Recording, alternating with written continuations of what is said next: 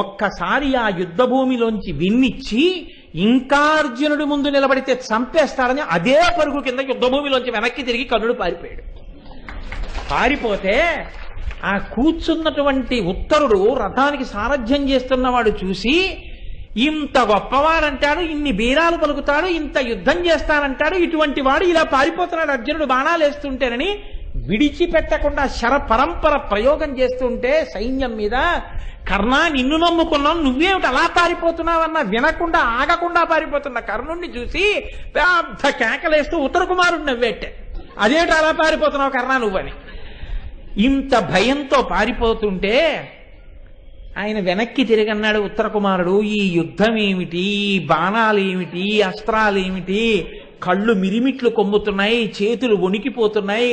గొంతు తడి అరిపోయింది, దాహం వేసేస్తోంది,